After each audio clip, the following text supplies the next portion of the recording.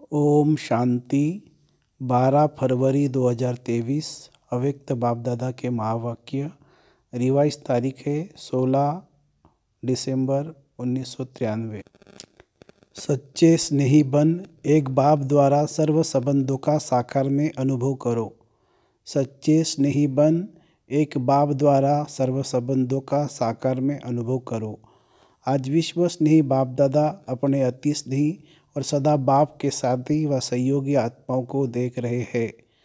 चारों ओर की सर्व ब्राह्मण आत्माएं स्नेही अवश्य है।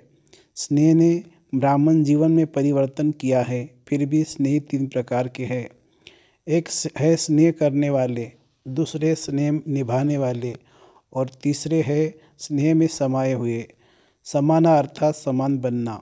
स्नेह करने वाले कभी स्नेह करते हैं, लेकिन करते करते कभी स्नेह टूट जाता है। कभी टूट जाता है, इसलिए समय प्रति समय स्नेह जोड़ने में पुरुषार्थ करना पड़ता है। क्योंकि बाप के साथ साथ और कहा भी स्नेह, चाहे व्यक्ति से, चाहे प्रकृति के साधनों से, कहा भी संकल्प मात्र भी स्नेह जुटा हुआ है तो बाप से स्नेह करने वालों की लिस्ट में आ जाते हैं। तो स्नेह की निशानी है बिना कोई मेहनत के स्नेह के तरफ स्नेह ही जाता है। स्नेह करने वाली आत्मा हर एक समय, हर स्थिति, हर परिस्थिति में आधार अनुभव होता है। अगर साधनों से स्नेह है तो उस समय बाप से भी ज़्यादा साधन का आधार अर्थात सहारा अनुभव होता है। उस समय उस आत्मा के संकल्प में बाप का स्नेह याद भी आता है। सोचते भी है कि बाप का स्नेह श्रेष्ठ है, लेकिन यह साधन व व्यक्ति का आधार भी आवश्यक है। इसीलिए दोनों तरफ स्नेह अधूरा हो जाता है और बार बार स्नेह जोड़ना पड़ता है। एक बल, एक भरोसा के बजाय दूसरा भी भरोसा साथ साथ आवश्यक लगता है। इसलिए बाप के स्नेह द्वारा जो सर्व प्राप्ति का अनुभव हो, उसके बजाय दूसरे सहारे द्वारा अल्पकाल की प्राप्ति अपने तरफ आकर्षित कर लेती है। इतना आकर्षित करती है जो उसी को ही आवश्यक समझने लगते हैं। लगाव नहीं समझते, लेकिन सहारा समझते हैं। इसको कहा जाता है स्नेह करने वाले। दूसरे स्नेह निभाने वाले। स्नेह करने के साथ साथ निभाने की भी शक्ति है। निभाना अर्थात स्नेह का रिस्पॉन्स देना, रिटर्न देना। स्नेह का रिटर्न है जो स्नेही बाप बच्चों से श्रेष्ठ आशा रखते हैं, वो सर्व आशाएं प्रैक्टिकल में पूर्ण करना। तो निभाने वाले बहुत करके प्रैक्टिकल में करके दिखाते हैं, लेकिन सदा बाप समान अर्थात समाये हुए वो अनुभूति कभी होती है, कभी नहीं होती है।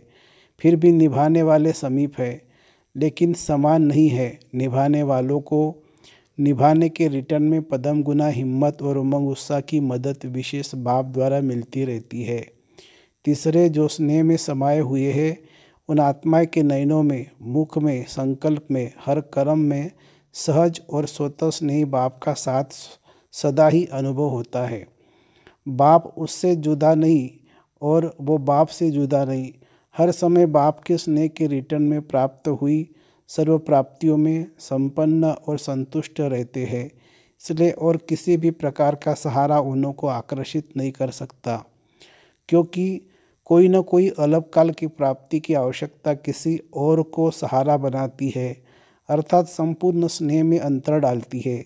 स्नेह में समाई हुई आत्माएं सदा सर्व प्राप्ति संपन्न होने के कारण सहज ही एक बाप दूसरा न कोई इस अनुभूति में रहती है। तो स्नेही सभी है, लेकिन 3 प्रकार के हैं। अब अपने से पूछो मैं कौन? अपने को तो जान सकते हैं ना। स्नेही है तभी स्नेह के कारण ब्राह्मण जीवन चल रहे हो, लेकिन स्नेह के साथ निभाने की शक्ति इसमें नंबरवार बन जाते हैं। स्नेह के साथ शक्ति भी आवश्यक है।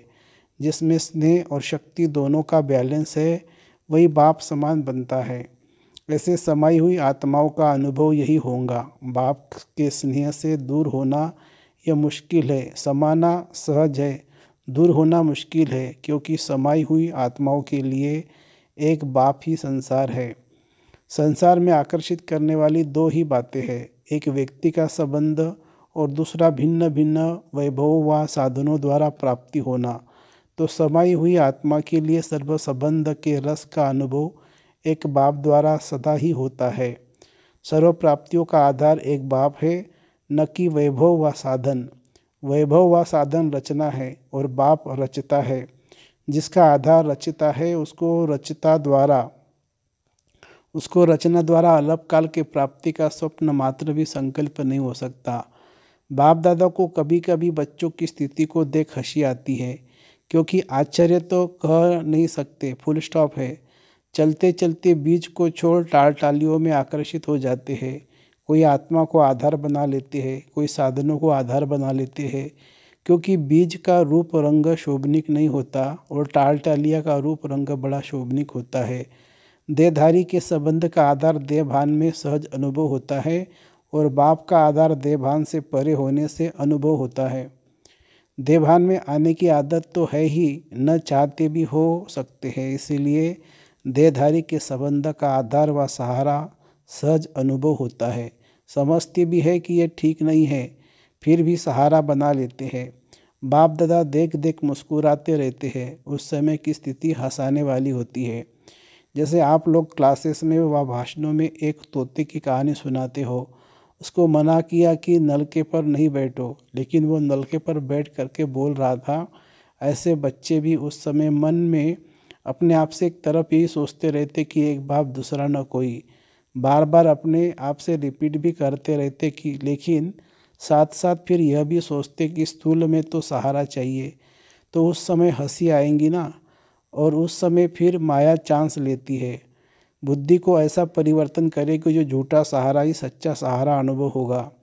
जैसे आजकल झूठा सच्चे से भी अच्छा लगता है, ऐसे उस समय रॉन्ग राइट अनुभव होता है। और वो रॉन्ग बात झूठा सहारा उसको पक्का करने के लिए, वो वह झूठ को सच्चा साबित करने के लिए, जैसे कोई भी कमज़ोर स्थान होता है तो उसको मजबूत करने के लिए पिलर्स लगाए जाते हैं। तो माया भी कमज़ोर संकल्प को मजबूत बनाने के लिए बहुत रॉयल पिलर्स लगाती है। क्या पिलर लगाती है?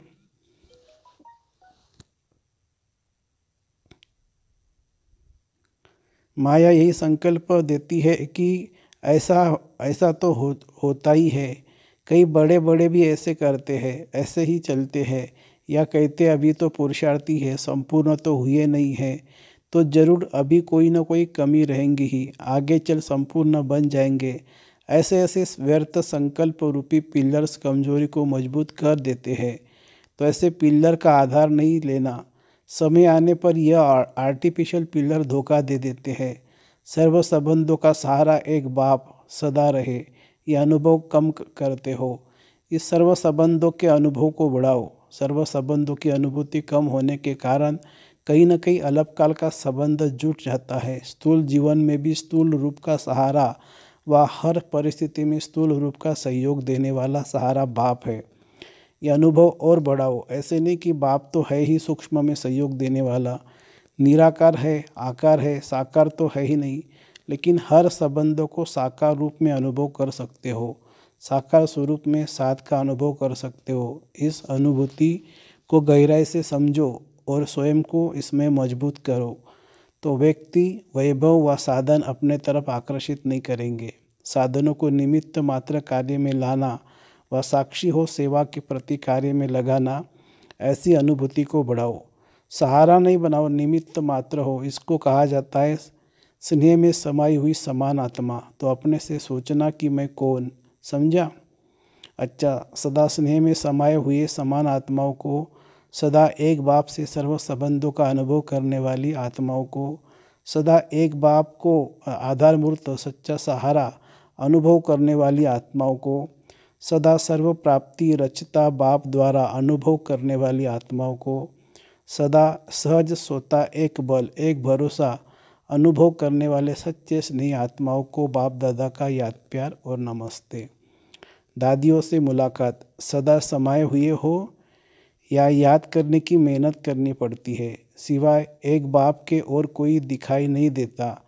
जब कहानियाँ सुनते हो तो हंसी आती है।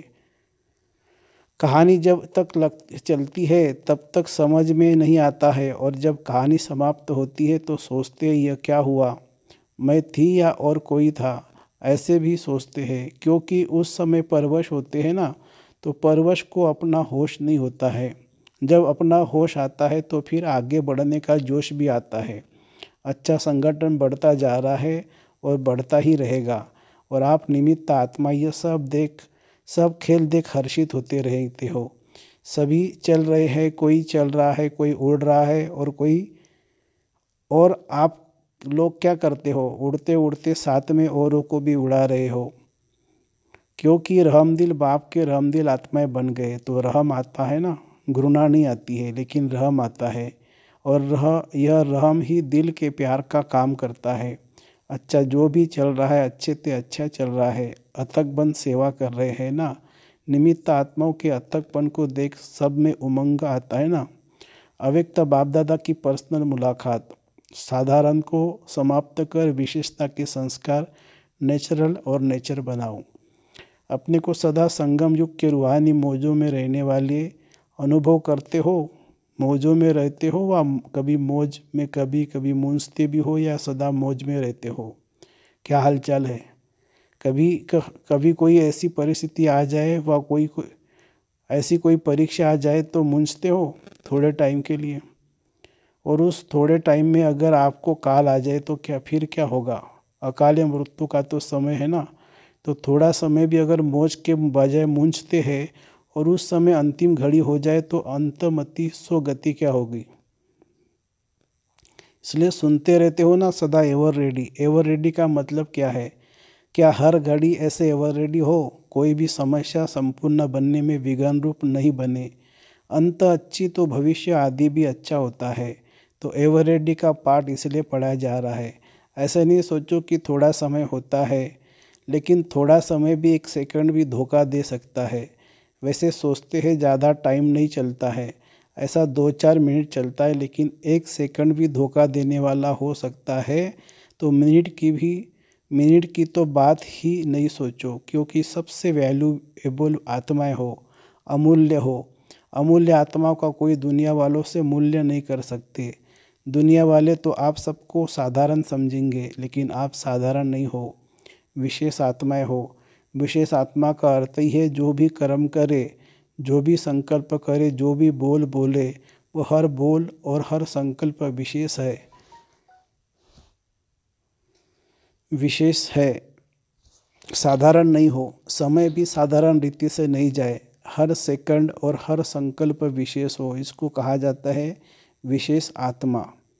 तो विशेष करते करते साधारण नहीं हो जाए, ये चेक करो। कई ऐसे सोचते हैं कि कोई गलती नहीं की, कोई पाप कर्म नहीं किया, कोई वाणी से भी उल्टा सुल्टा शब्द नहीं बोला, लेकिन भविष्य और वर्तमान श्रेष्ठ बनाया। बुरा नहीं किया लेकिन अच्छा किया। सिर्फ ये नहीं चेक करो कि बुरा नहीं किया, लेकिन बुरे की जगह पर अच्छे से अच्छा किया या साधारण हो गया। तो ऐसे साधारणता नहीं हो, श्रेष्ठता हो। नुकसान नहीं हुआ लेकिन जमा हुआ, क्योंकि जमा का समय तो अभी है ना। अभी का जमा किया भविष्य अनेक जन्म खाते रहेंगे।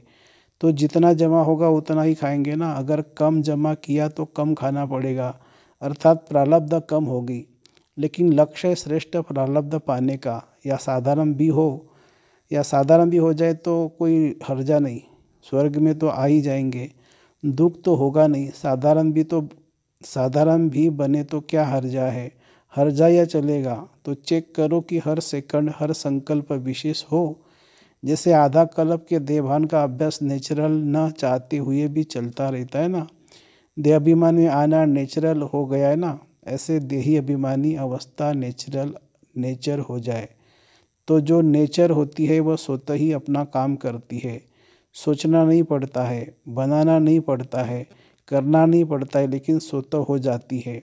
तो ऐसे विशेषता के संस्कार नेचर बन जाए और हर एक के दिल में ये निकले।